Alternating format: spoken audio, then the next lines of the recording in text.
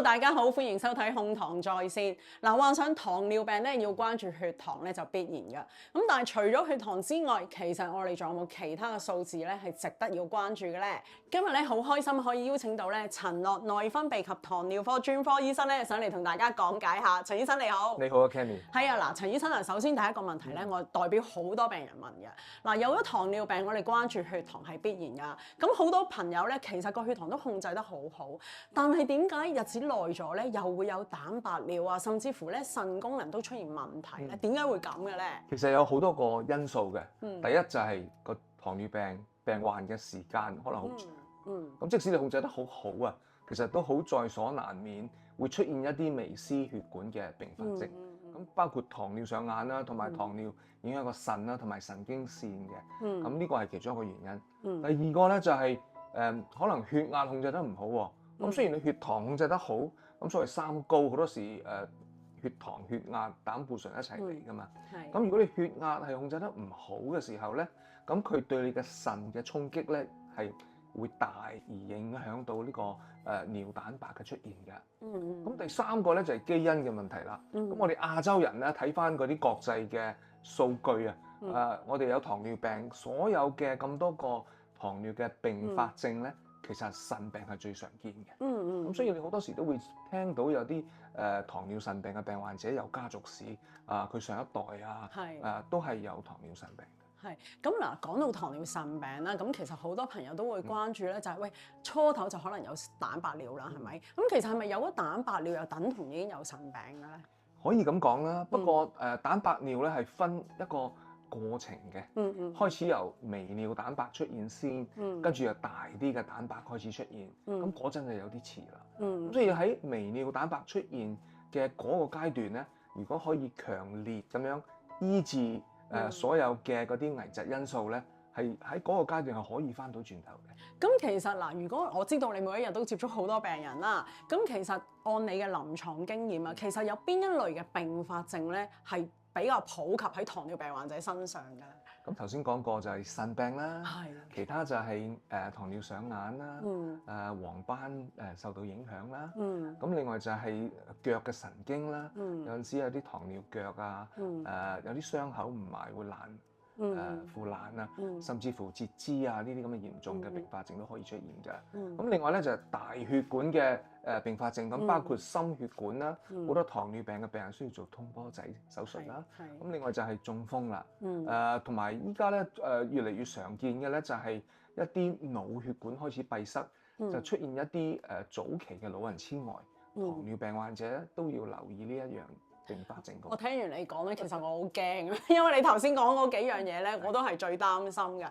咁好啦，如果病人真係咁唔好彩，譬如發現有蛋白尿啊，或者腎功能差啊，或者心臟嗰啲有問題，咁喺治療上而家有冇啲嘢係，即係有冇啲新嘅藥可以幫到佢哋嘅咧？其實有㗎，咁糖尿病咧喺對上呢8年10年咧出咗一個新嘅組別嘅藥物，叫做 SGLT2 嘅抑制劑。係咪我哋俗稱嘅排糖藥？排糖藥係啦，咁佢嘅作用咧就係令到個腎咧排走啲糖喺個小便嗰度。咁所以咧食咗呢類型藥嘅糖尿病患者咧，會發現去洗手間可能會密啲啊，會口渴多啲啊，同埋佢哋可能會見到小便有多啲泡。通常佢哋都會驚㗎，點解我小便咁多泡？我係咪有糖尿蛋白㗎？我咪有糖尿腎病？其實啱啱相反，因為佢哋咧因為呢隻藥咧組別嘅藥咧係其實保護緊你個腎嘅。咁除咗保護腎之外咧，亦都保護個心臟，同埋令到心血管危疾嘅風險係減低。咁所以呢一個組別嘅藥咧係非常之有幫助嘅對糖尿病嘅患者。咁嗱，如果我聽你咁講咧，因為其實你知啦，好多患者咧，佢哋都好擔心食藥，而且仲要係長期食噶嘛。咁成日都話喂，食呢啲藥其實會唔會影響我哋嘅肝腎功能啊？但係如果我聽你咁講，似乎新一類嘅藥係咪對個肝腎功能嘅影響唔會好大咧？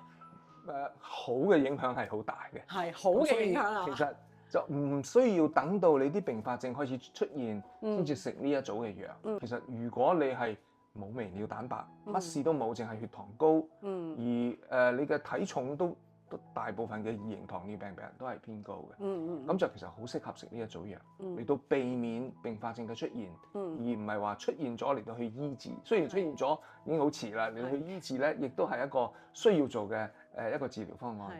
咁嗱，講到出現咗啦，咁即係話咧，我哋平時覆診嘅時候啦，除咗要關注 HbA1c 之外，你會唔會可以教下我哋啲病人，我哋仲有啲乜嘢數字咧係值得要關注嘅咧？咁其實要關注嘅咧，除咗 HbA1c 之外咧，就係要關注 LDL 低密度或者壞嘅膽固醇。咁呢個咧會直接影響到心血管嘅閉塞，同埋增加咗中風嘅風險嘅。咁同埋糖尿病患者咧，佢嗰個 LDL 嘅目標啊，係好唔同嘅。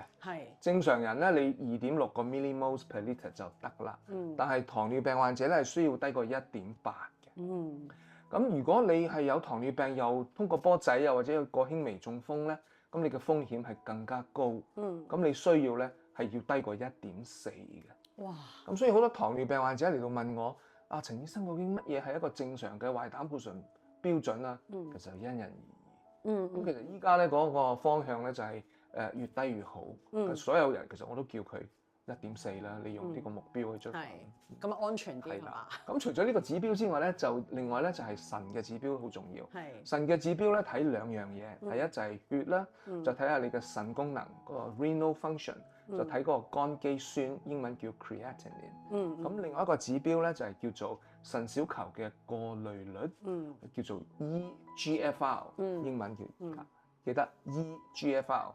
咁除此之外咧，就要睇埋小便喎，因為小便咧要睇個小便同埋嗰個肝基酸嘅比例，英文叫做 urine ACR。咁嗰個比例咧，就睇到你會唔會有微尿蛋白。亦都係呢個糖尿病嘅一個併發症，腎嘅併發症嘅一個指標。